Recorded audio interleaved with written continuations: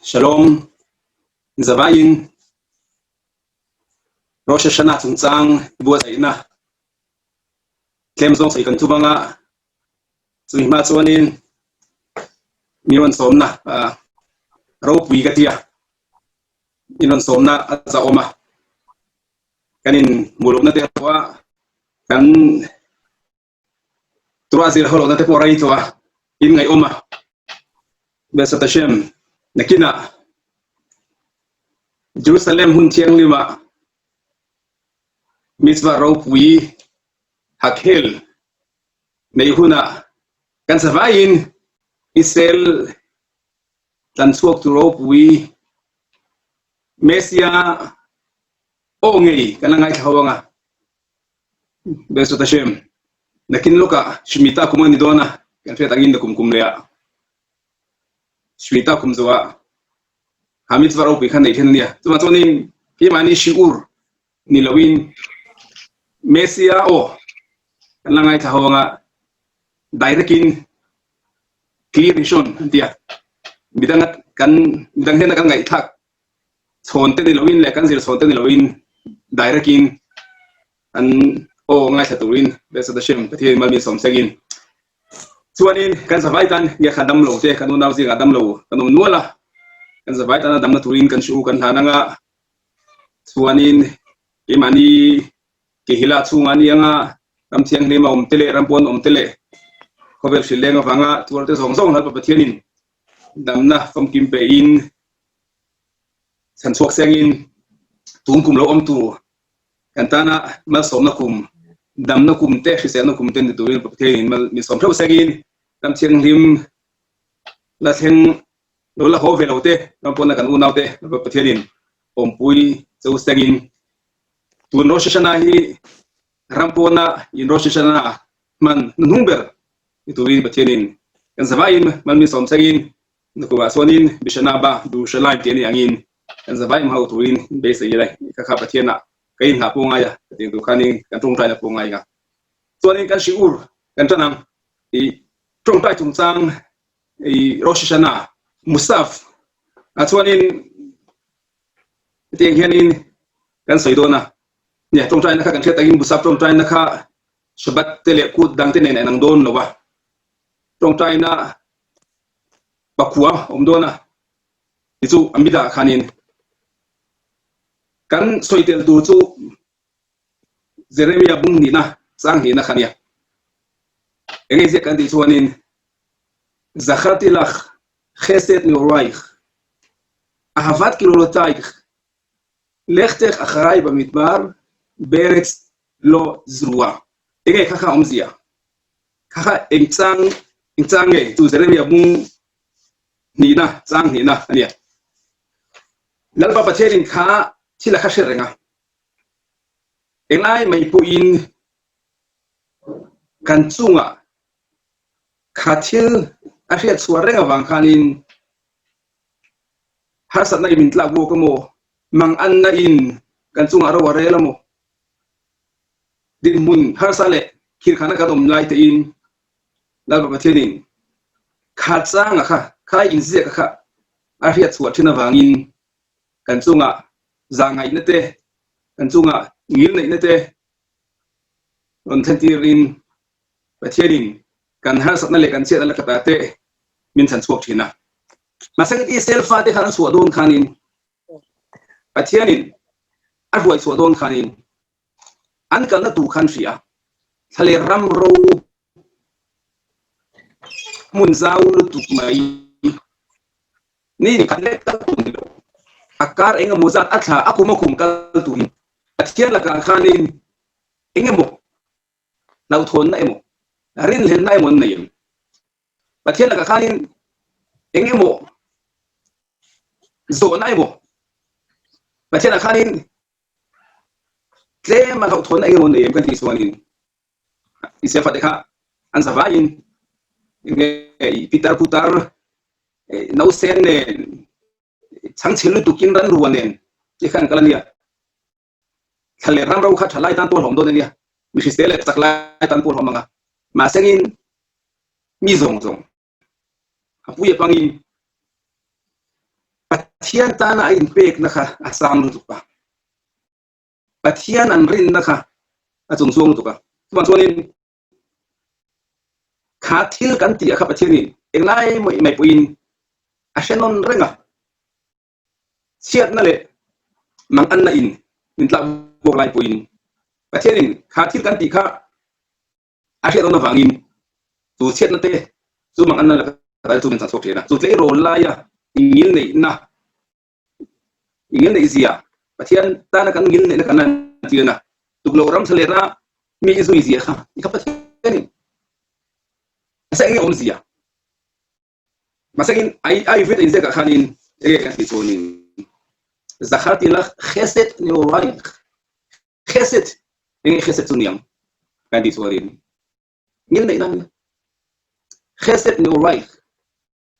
itle rola ngil nei zia ngil nei ngi kan khaim na khan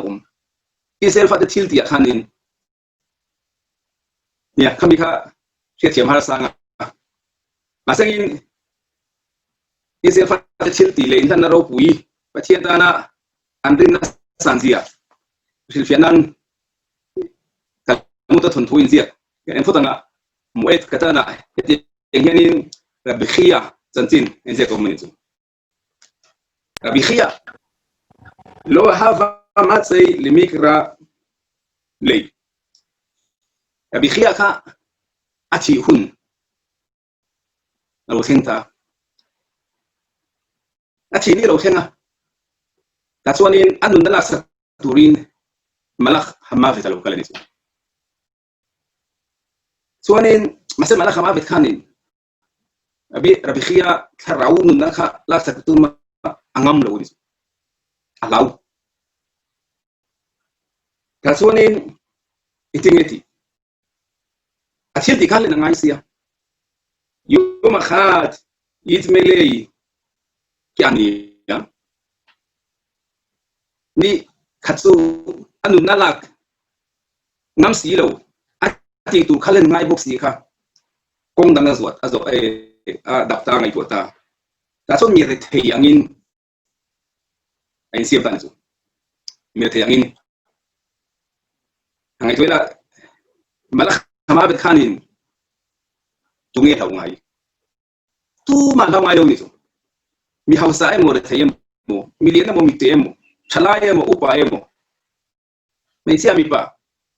hausa le retaya mo en ma risel kha mala khama be khna sier lo pa kimani kal bagzo ni dikta gaswanin mala khama be khanin khoi lai huna po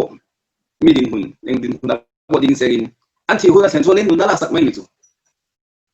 maseng rabikhia nunala sak hun tuanin ai ngamlo law itu siang lim nay nakata rabikhia ka siang lim na atwa siang lim na khanin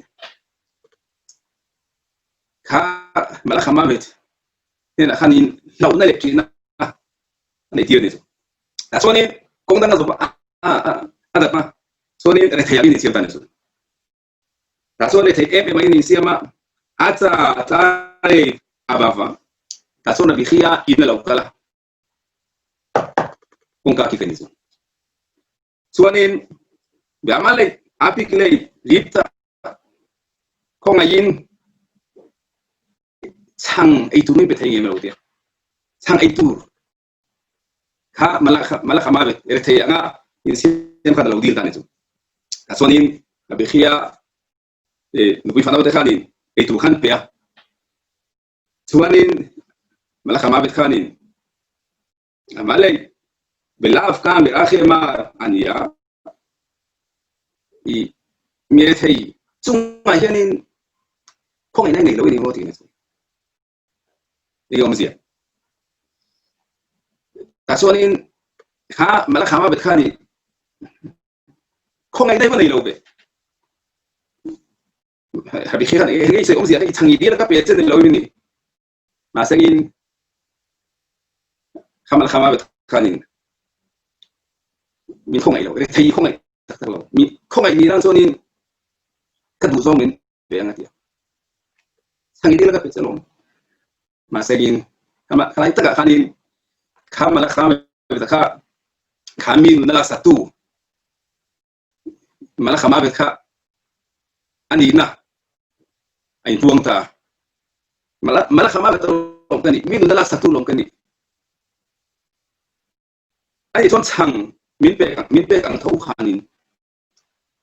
nè zum mi thấy số bạn nghĩ là gì tia chang min pe mi thấy mang lại cái lim ngay này cho nên cái thiel du min pe rồi tia mà không mà cái này in na la tu pe ni tia ra ka mo pro này cái này ngay cho nên cái bị khía cho nên anh na cái pe tin anh na alang cái ông gì thằng áp cái phẳng á anh muốn nắp bỏ về chú cái ông gì nhỉ là bị khi khác nung xuống ha ai sang xuống ha nó lom sang xuống áp cái lom bây giờ bạn hiện khani sẽ sang miếng bê tô thâu thâu qua sang miếng bê tô thâu thâu cho nên ít nắp bỏ khác cái gì chứ ít nắp bỏ khác cái gì bị khi khác này anh thấy là quá nung nắp cái mấy chú anh ấy đồ tay là cái mà ya xong tuần này in bị khác anh so này ya Rabbi Chia chân chân kan soya athi ni lo theng thoa mala khama ve tin anu nala sakanga ya ma sengin an hai ngam lowa ala ngam lowa mala khama ve lo nei ngai reng lo mai khanin tu ma lo nei lowa min nala sak thin tu ba khanin Rabbi Chia nu nala sa don me chona lawo ni so an hai ngam lo so ma chonin re thaya me thaya ngai nei siama Rabbi Chia ne na avakala công cả là thấy em không phải thắc em mà cái này là ấy tu ra vật gì ta này chú, ta cho nên sang ăn lông pe mà sang ha van tiêu cầu mình nó là sắc tu mà là khám vật khanin mình thấy trong ngày này không ngày này tắc tắc lâu này kia những ông gì hay sang mình đi ra cái pe chơi lom mà sang những khá mà là khám vật khanin lại tất cả khán anh na anh lần ta mình thấy như lâu á mình là sắc tu lâu cái là gì vậy lệ anu nala sa ngam lo fanga khatianga nge ira thenga in seidang lamani jete in lanti huwa khanin min mangai tak tak ani chon ra thei chunga khongai nei nei ni chuanin ka thil dil hi min peta che tia sangka pe che lom ase sangkha lo inu na lom ka du tia la khanin Rabbi Chia khan anu na kha peta ni anu na kha lan la sang nge om zia changa pe ka wanga chang min pe to tho thowa hera thấy chung angil này này ilan tir ni so ni nei ni so nin nia I chang mi pe kan tho khan inu na pomin pero tia ya khanin Rabbi Chia khanin anu na kha apeta eti ni so nia ke bani so na ngai do tai la kan ina thei lo lut ve don local beta sei kuddo nia shik chenga de so kan lo pe nga kham khop lo dewa adu to lo ni chuanin khlai mun khan ala ding renga kutala do renga ni chuan cheng som to kan pele mai theya ala ka son du lawan ni chuan cheng som nga bokan pe poni mai theya cheng za a ho sa dewin le kan nei zong te bokan thong e ba khanin sang khat bokan lo pe mai theya na chu bak su ha sa viwang kan nun na min dil ta sengin kan pe phalangem arin om lo ni su sar bi khia kha chunin chang apeya kha mala khama be khan chang min pe to tho chang min pe to tho chuanin inun na po ha ka du inun na kha alom kalau kal sana dia Rabbi Chia khanin anun na kha pe mai ni so ege om zia kha thon thu kha ege em zia tira anayang ti kha yen sina pathian ira isel fate enge I kheset no rai ti kha kami kharon ta laga nga kami ni khanin ku pe na nei nga so ma chuanin kan talmuta thil dak zia kan ene lokanga tiang hianin talmuta in zia ka kol ma she'asa Avram Avinu למלאכי השרת בעצמו עשה הקדוש ברוך הוא לבניו בעצמו. אברהם אבינו אין המעניינה מלאכי שרת פתיין ואנטילקו פתום תן הנה לא קלה לא תלותו תן הנה עתי אנכנין ללבה פתיין פוין ישראל פתן הנה עתי אתי חניה. אגום זה אברהם אבינו חנין איתו לא פיה chuanin bong nge tuai ta sakturin ama ngei kha atlana chuanin ei tura siam saka ta khanin kha vantir ko hota na ama ngei na thei top a chuan na kha ain pek na kha khatiang ang chia khana pa pathian poin ama ngei in isel fa te kha enge thalera kum somni kanom lai khanin manam pe ti khania chuanin nia chu khema khalaf enge I bong hute thil bong hute dang thil siam te a hluya mana chuanin I chuba ka chuanin anei lai khanin Avram Avinu khanin an bula lo dinga chuanin an mani rongbo sak tu turin an kal huna an ho huna po athaliama Avram Avinu po in khatianga malakha nge I malakhay sharet ho chunga thilti ama mi mali nati ama ngei nati midang tuma tilawin katiang khanin aba pathian po in ama ngei afate nena isel fatenda khanin thilminti saketinia enge kan ti chuanin ege chumdingin minkal pui minkai shuai na te zana mei alin mei puin chuanin Avram Avinu khanin enge tui tlem lo lak ni ro se tia tui kha chu ama na la lawa tui kha chu midang hmang lo lak ni chu wang chuanin tui kha chu enge lungtum mangte enge pathian in directin enge min pepelo berashil miriam kan ti miriam tui chun suam hangin tuin pe a nia chu manna te mo chumding le mei alte khatiang kha chu pathian ama ngai tia Avram Avinu ina thilti khatiang milchia khanin la pathian ponin kan chunga isel fa chunga thilati saka masangin ya hangai to mai chuanin thil a ho thamanga thil a te thamani Avram Avinu in khatila khain vantir ko ani ti bo shelawa ai je kan mo chuanin rashi thil na kan en chuanin in ke te silulati kha e vai nge ke silulati aravim hawa motia zentel an ke avai vutkai milim enge pathian be ka bichina motia tuma chuanin a in chunga milim biak na khala ulu puilo tuina du wang khanin in ke te kha silulati ni chu ka ke sil tura ati san khania ega ozi ati chuanin Avraham Avinu khanin khami te kha vantir ko anni ti rinna pakhat ma nei lo mai ni lovin zen tell me enge milim pathian bian an hoi nung lutuk na ya khate khanin angaya to chon an ke bo sil tu ren du ni chu ma se khami chung khanin nia chung antan ei tural hui saka sata saka ei tu ti khanin thei to pe da chu asiam saka asa ka thila wang khanin isel fa da chunga kum somli chung afanaute athate ne na pathianin minti sakwe kha enge omzia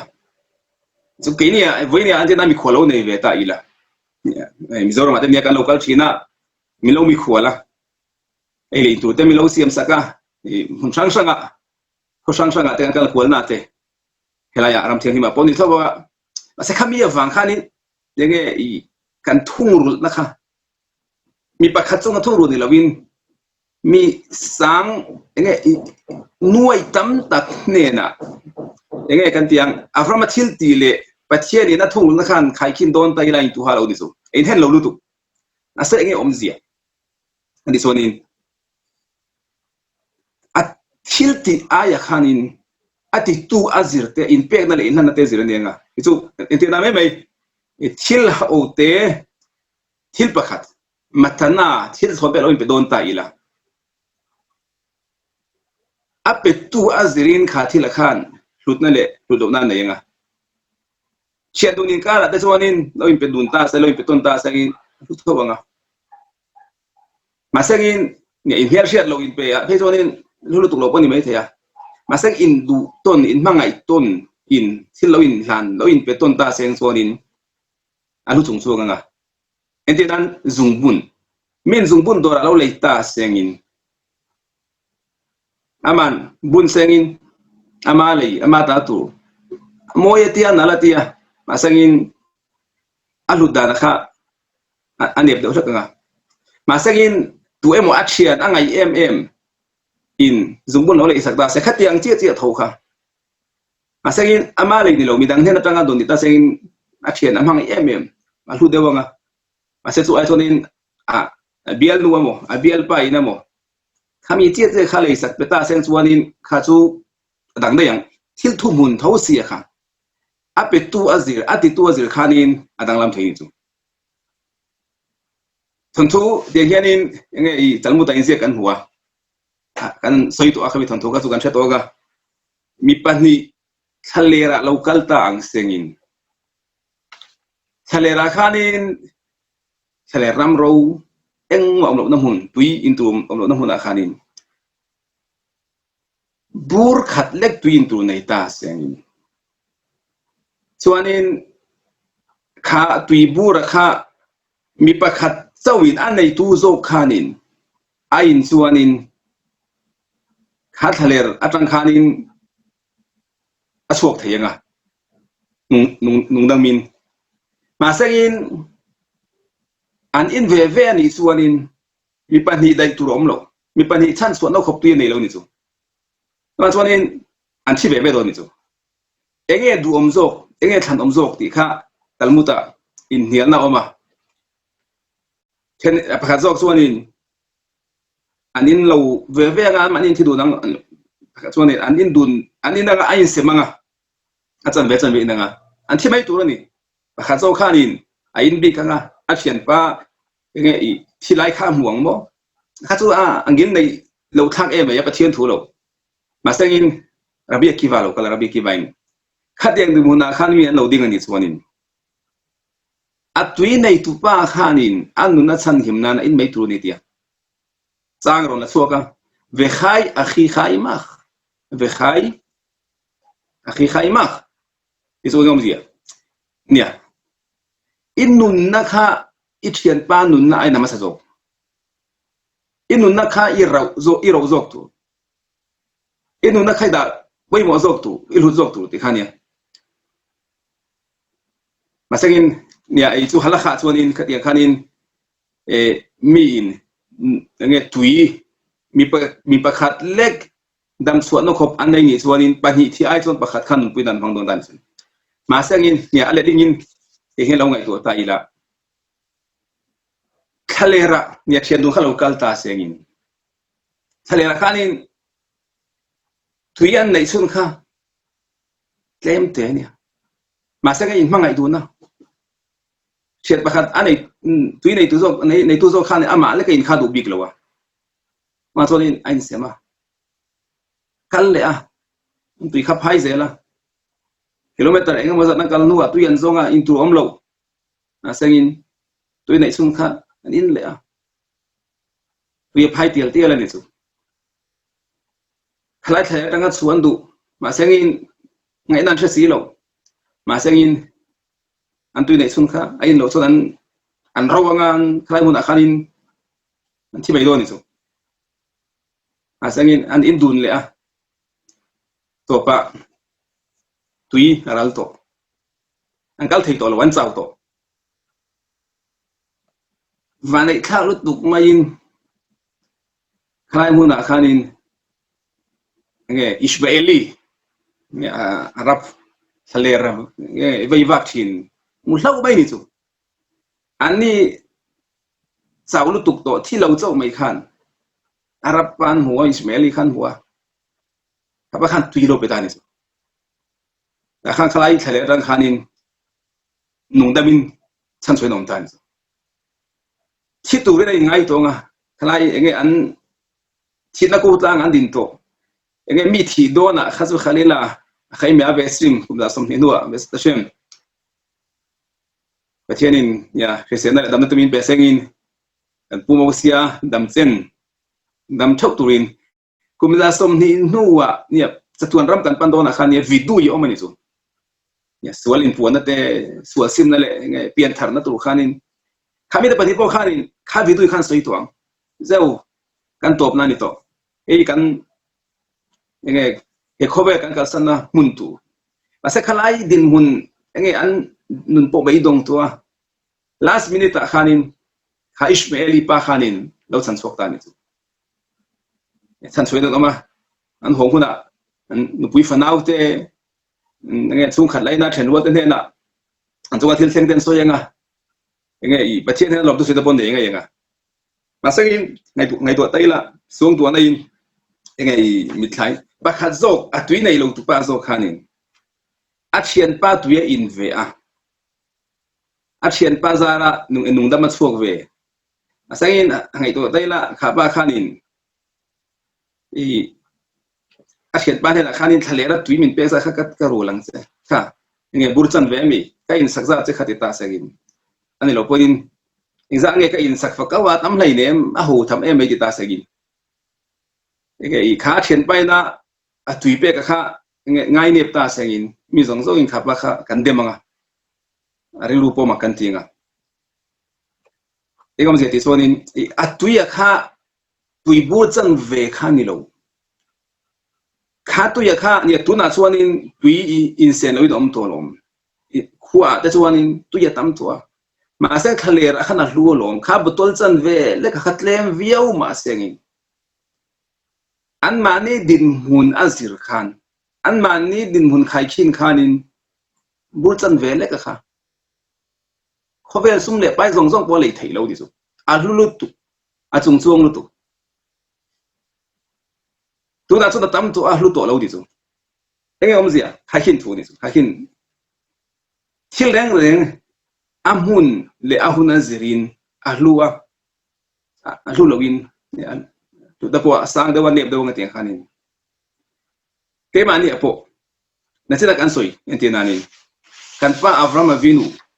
ทิลติอะค่ะมีอารับเขาว่าหมอที่เซนเทลมิเลมเบียมีหมอที่เนี่ยไอตัวเปียไอตัวรู้ยตุยเตเปียกันไปไทยเท่าลมข้าไอ้ตำรวจกันไปไทยวันนี้ชวนนินกันมีคนน่ะชาวบ้านเนี่ยที่ปอนี่มั้งนี่ปังไงที่ปอนี่เสียงไอ้เรื่องตัวไอ้เสียงเราก็อินฟรีนี่ส่งที่ตัวไทยอังเบลที่ยังหาฉะนั้นกันทิลติข้านี่เลยอัฟรามวินูกันป้าอัฟรามทิลติข้าพักเวงิมอาหุ่นเลยอาหุ่นนั่นสินี่ส่งกันทิลติข้านี่อาเป็ดตัวสิรปอนี่อาทิตตัวสิรปอนี่อาหุ่นนั่นสิรปอนั่นเช่นกันสอยระบิขียข้านี่ช่างเป็ดข้านช่างเรื่องวัตถุเปล่าข้ามาละข้ามาเวทข้านช่างมินเป็ดต่อท้อวะช่างมินเป็ดต่อท้อแต่ส่วนอินุนนับโปข้ามินเป็ดตลอดอินุนนับโปข้า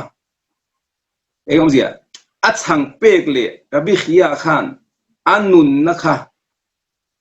นี่กันที่ยังอินคลุกทุ่มุนข้าวันที่เขาข้านเองอย่างดีช่างมินเป็ดต่อท้อลงอันนี้ส่วนอินุนนับโปข้าส่วนนี้ทิลอินเห็นโตกันนี่ส่วนที่นั่นมีเนี่ยสูกันที่นั่นมีคนมีเงินมีอะไรเทโลกัลตาเซงเซงามินเปตาเซงเซงามินเปโตท้อแต่ว่าสังขัดมินเปโตกันเปโดนโลนี่ส่วนสิงขัดมินเปโตกันเปโดนโลสิงามินเปโตเจ้าลงไหมอินุนนั่นมินเปโตให้มินเปโตท้อลมเซงากันนุนนั่นกันเป่งใช่ไหมหายโลนี่ส่วนมาเซงินระบิขียค่ะช่างเป็ดขันเองเป็ดช่างเป็ดโลอันนู้นนับเป็นนี่สูที่สุดเองอมเสียที่สุดนี่อาทิตย์ที่ขันอันนู้นซงกันหานี่สูที่ชัดที่ขันนี่อามานี่นะอามาอินปุ่มเป็กนั่นสูที่สุดนี่ระบิขียนะอาทิตย์ที่ขันเองที่สุดนี่อาทิตย์ที่ขันมานี่นั่นเนี่ยมันละขันมาเป็นขันนี่ช่างมีเป็ดตัวสวะอินนู้นนั่นมีเป็ดทุ่มหัวนั่นลมระบิขียนอันนู้นนะครับเป็นไม่สูเองอมเสียอารมณ์วินูปุ่ยนะอาทิตย์ที่ขันข้าเนี่ยอีวันที่ก็ปฐุมเนี่ยนะอีตัวเปรียกขานินอัปเป็นไม่รู้อันนู้นน่ะหานินสุอันนี้น่ะซงกับเปรียกนั่นนิสุแต่ว่าตอนนี้เกี่ยนี้ทิลตีเลยกันป้าแต่ทิลตีเขาขายขินเทนี่หรอวะงั้นอินเห็นเราลุตุกันนิสุอินข่าวลุตุแต่ว่าตอนนี้นั่นสินะกันสวยเจริญยังบุ้งหินนะสร้างหินนะกันสวยกว่ายังไงจะขัดที่ละเขสต์โนไรค์ฮาวัดกรุตายเล็กเทคอัครายบ่มีบาร์เบอร์สโลซรัวอิเซลฟ้าตายลันนักไล่ตักแม่ปัจเจตาอิปุ่มเป็กนักเองดิสโมดินอันมานี่จังทิลดังเป็นอะไรอันมานี่นุ่นฮันนั่นนิสุ kami tak mai kha pathian khanin inglai mai pui min siat sak renga pathian in kami mang khanin kan tan chan chuan al than ti thil chu kha tong china mustaf tong china kan soitel tu khania enge ro shana omzia Rosh Hashanah nia I kan tong china kha I enge kan soitel tu khanin malchuyot zikhonot tofarot amida musafa Rosh Hashanah ni yakha Patian tana kain lan nazirin Patian tana kain pumpe nazirin khani akhanin kan tan omje nei dona akan thilti akhani lawin ki mani akhanin Rosh Hashanah ni atonin malchuyot Patian khovel siam tu an yang le he khovel asiam ni kan to mi them te singa ngai dan oma pakhat chuanin nisan tha lo ma ti lai pakhat chuanin Israel ma se ka kha to mi them ten ngai tu ana suang tu ana khanin Israel ni atak taka enga siam kha chu nisana asang em poni sang Pathian in he khovel adin ni ta Pathian kan chunga lal atana kan ko ni kan Pathian laka kanin ngai klom na le kain phan hiam na shofar kan ham shofar ko kha enge khol tu ti khani shofar kha angil tu ni lawa aw lo sa poi tong lawa ma se thabera chorin enge I akoi tu akwal domi kami khan enge entir kan ti chorin Pathian laka in phan hiam na Pathian ma khun na ni chu hemini ya hian kan chunga Pathian lala kan plan kai na ni Pathian kan tana lala kan ruat na ni nia yang kan tiang ke mani engma nilo ke mani yang kan tiang poi mo na kain peklo Pathian si he khovel siam tu ni angin he khovel din tu ani angin amat sia he khovel ala lo atel lowin theina kan nei lo atel lowin he khovela takna kan nei lo wa ekti ma kan nei lo malchuyot kan tong china nia malchuyot nia zikhonot nia shofarot khati lai khanin shofar po ngai sadona khet agin Rosh Hashanah nia mitzvah ro puiber nge poi mo ber kha shofar ham khani dona shofar ngai khani dona I thudang lai chonin halakha kan ria halakha klal oma dan sil ni phung hun nge inaton hun binei enge mitzvah kanti positive mitzvah khadia ho te khachu mechia te bo mechia tan ti bengai lo ti khani mi pangin I hunina aron ton khadiang thil ho kha masang shofar kha ya hun bi chu na ya Rosh Hashanah ni ya ham tu khania ni kum khata voi kha chau kami kha hun bi chu na ya hun bi tu kan ya masang in voi ne chon mechia song song poin shofar hama kha apoi mo zian thia khanin kan zawai ga tha kan tu banga kan zavain ngei beken seta kan kal thelo ni poin kanom na khuwa khoi muna poni sain ham na hun tu ten siamanga puine na aron chuanga ham ngai khak mai sia poi mi pa poin no pang te po hoi nga ya ham lai khanin malchuyot Pathian kan chunga lalatana kan ruata Pathian ma kan kun Pathian ma ke mani enge hitbat lut engma kan nilo rilut klom kan putakha rilu kan ninga khalai akhanin ya shofar kan hamdona tong china mustafa so nenge zikhonot ti om lenga zikhonot kha chuanin enge kan ngai tuana enge kan ne yang zikaron chu fer reng nania Pathian ma hian engma thei hilin omlo mi hing da chu kan fer reng na toya enge I karma sa thil theng weinia yang sa tolo ang thukania fiam thuinan soi min enge Pathian thu soi chuanin ni khatbak aselawa ยังkhovel thil ti sa thil in chuang kar khatte sia fiam thu ni chuang kum khatchunga sia ti te ne fiam thu te khachu kan imani atlana dewanga ase pathian thu pai tu kan riat na hala khada bo kan soinguna kan ngai thaliama kan shu zo kan lo the hile to ni chu masagin zikhronot zikaron riat regna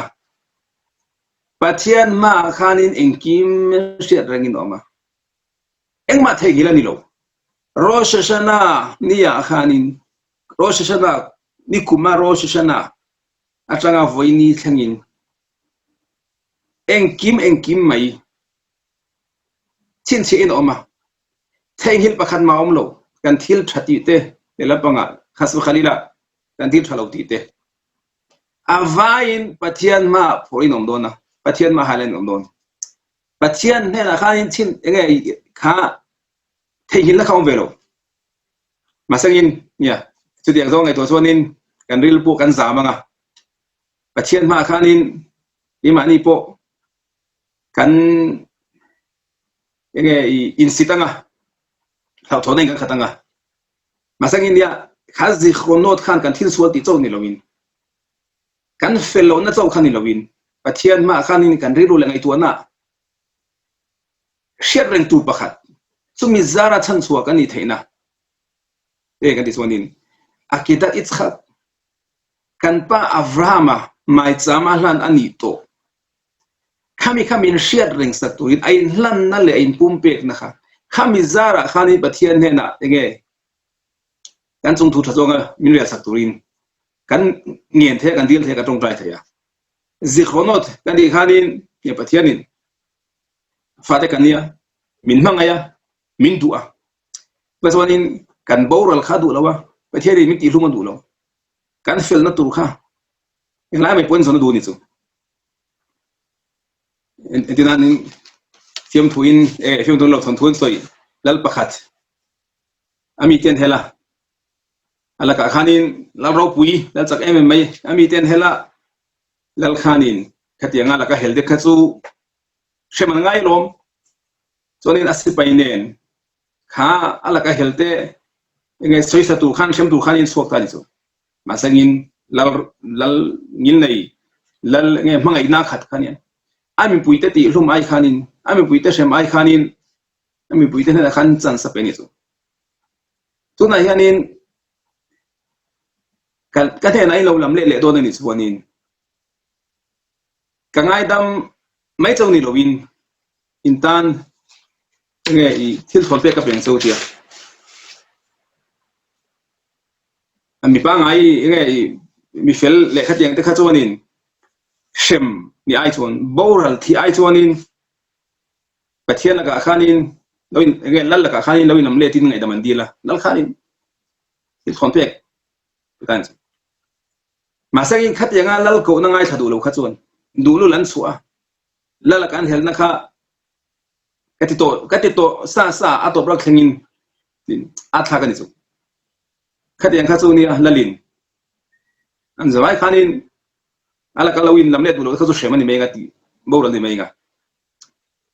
Rosh Hashanah po ni shofar kan ham ege I pathia dina min ko na kha shofar mang khanin kum thu ni kan thai hila pathian kan hung sona kan het chang lo ni chu kan ni tin duna pathian kha kan thilunga chan na lo pathian ka kan thel ase pathianin miron ko le a shem in the ai chuanin lawin nam le ula chanai ka hurang chu ma somna in chu ga thlen ti rang voina kan di tu rang kan di chuanin pathian in nam le khan ni chu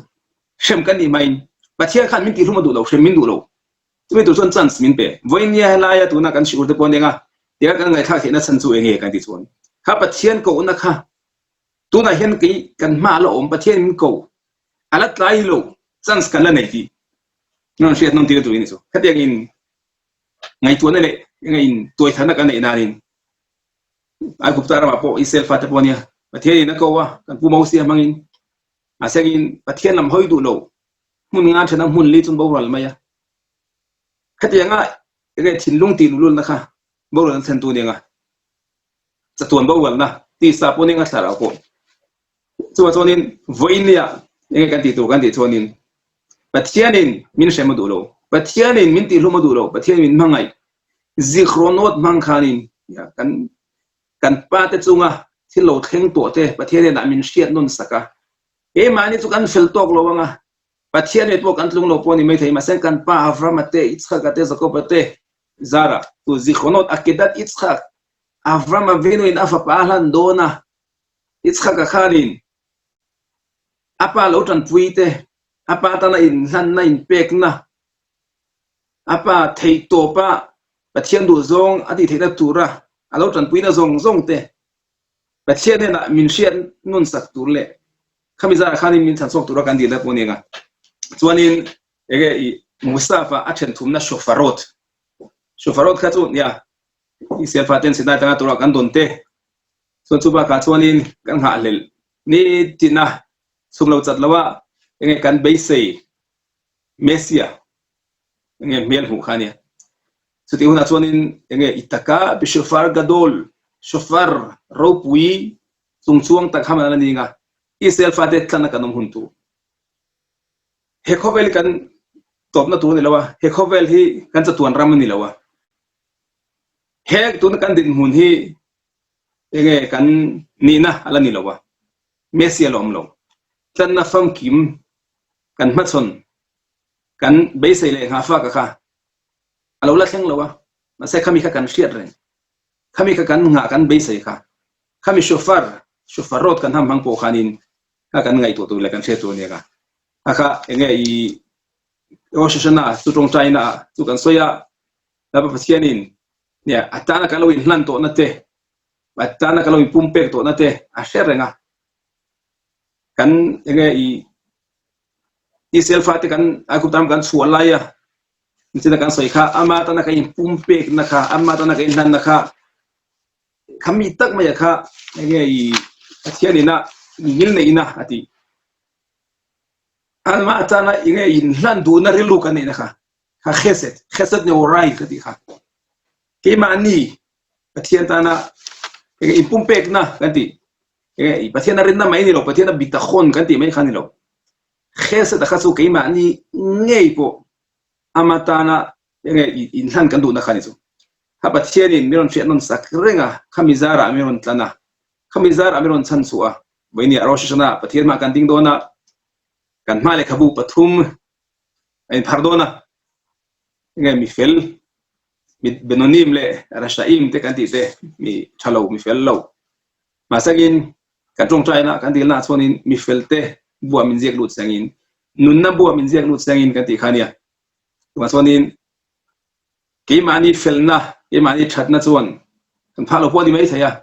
se kan pate zar zona kan pate felna kan pate thatna mangin Pathianin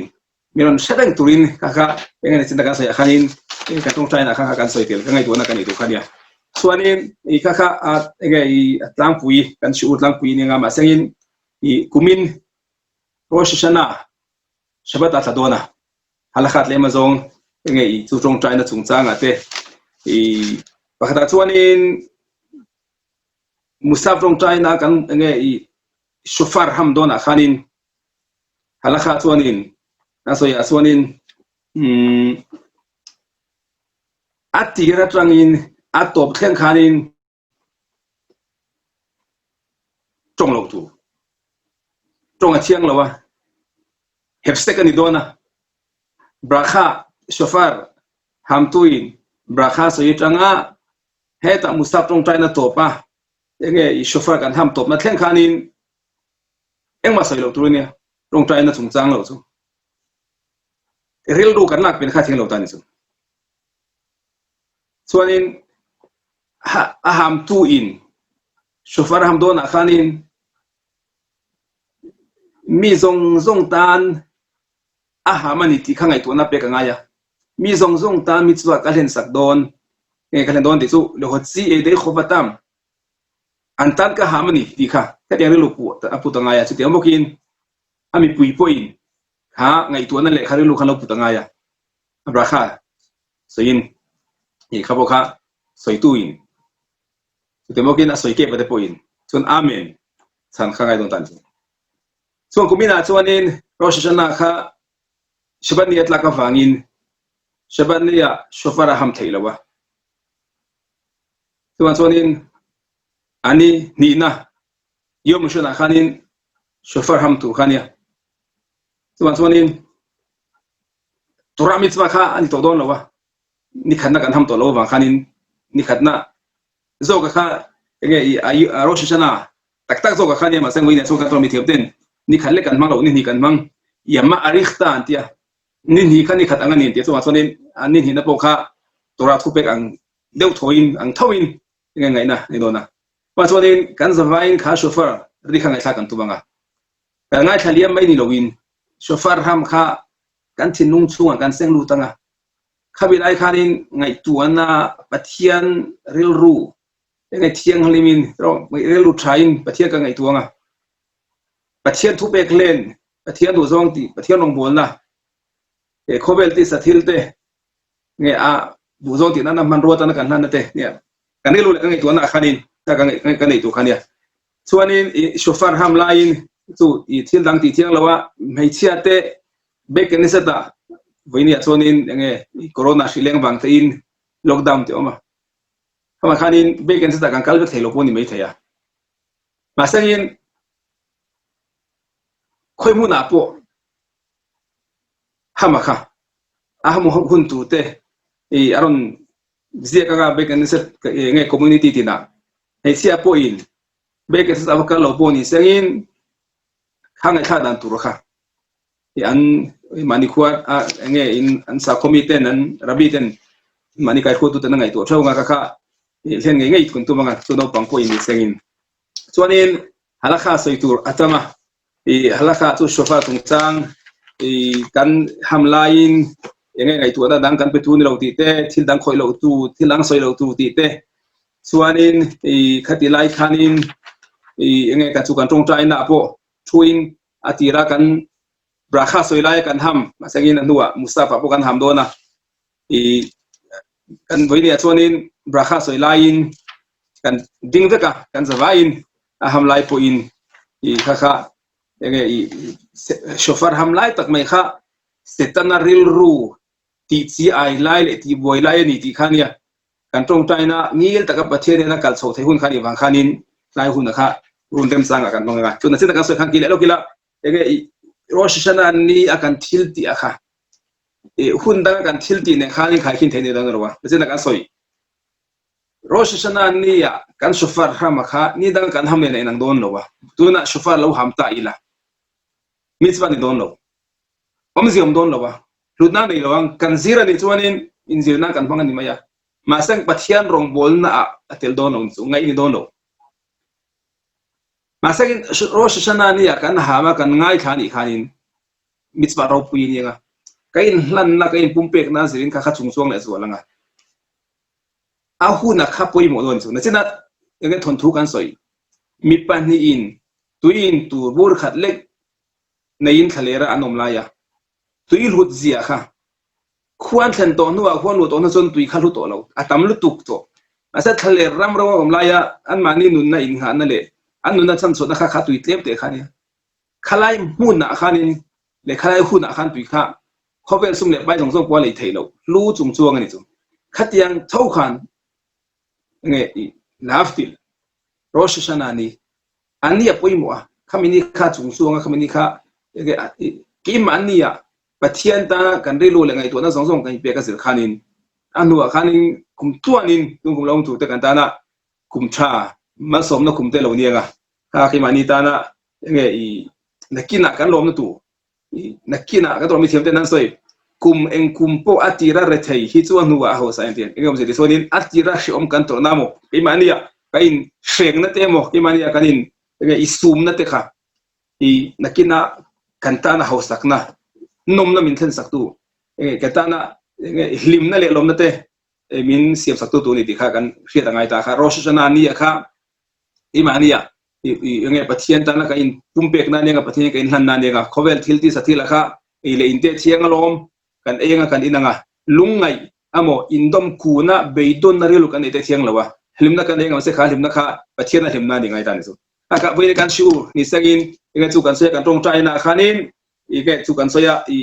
Mustaf trong trai là khai khom tua khá chu malkhuyot le zikhonot le shofarot khani khami shofar kan ham tu rakha avai voiza kangai thadona I kaka I voinia chuang kan avai kangai tha theilo di chuang kaka I kan tor mi thiam ten voi som thum kan kha kha to ke tia cha chutun nge kan machav kan din huna zirte I awangin min shofar voi som thum tengai thani khani mitzvah len dole kite khania maseng empon sengin kha kan shiu ni seng pathenin man ni som sengin kaum na mun thawa etiang shri nge pathianin nge kan khobela leng te min la ken sak sengin amma akan rin na le ama kain ha na te nge ama ta kain pumpek na te pathianin milo pom sak sengin nge chumiza a chuanin ron chan chuak sengin ki mani po I tungkum lo om tu te kan soi to angin eng kima katana thatna turin pathianin man ron som sengin nge sel na nge zona te lotlin na dam na te kung eng kima pathianin mal miron som sengin kan pon om te kan thereng chewa kan thei lo chewa kan tong trai na ni tining kan ria chawram cheng lema iron hong kirwe thuai hi nge kan du sak cheu ni dikha nge I lo rewa ki ni ram pon ram chungom te poin kha nge I tong trai na chau ni lovin khobeti sathil pon thei top su kha kan tum ni sengin to kan sabai nge shana tova vekule tiba ve khatima tova